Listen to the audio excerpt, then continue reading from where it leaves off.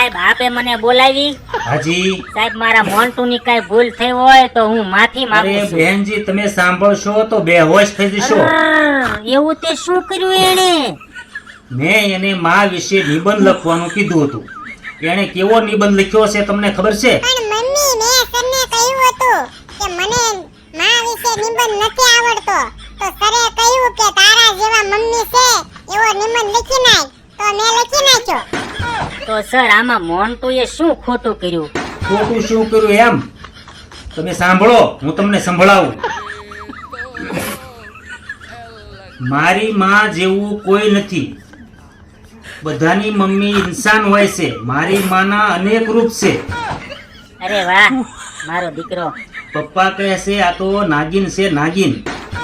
નાની માં કહે છે મારી દીકરી તો ગાય છે ગાય. કાકી કહે છે આ તો ભેંસ છે, આખો દિવસ ભેંસની જેમ પડી રહે છે. મારી ફઈ કહે છે આ તો લુચ્છી શિયાળ જેવી છે, કોઈની સગી નથી.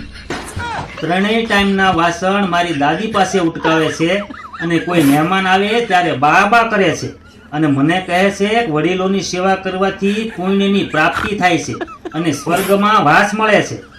મારા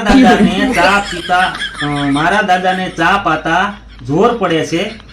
મારા દાદાને ડાયાબિટીસ નથી તોય ખાંડ વગરની ચા પાય છે અને મને એવું કહે છે કે વડીલોનું ખાવા પીવામાં ધ્યાન રાખવું જોઈએ. પણ મને તો મારી માં સિંહણ જેવી લાગે છે, કારણ કે એ કારણ વગરની ત્રાળું નાખ્યા કરે છે.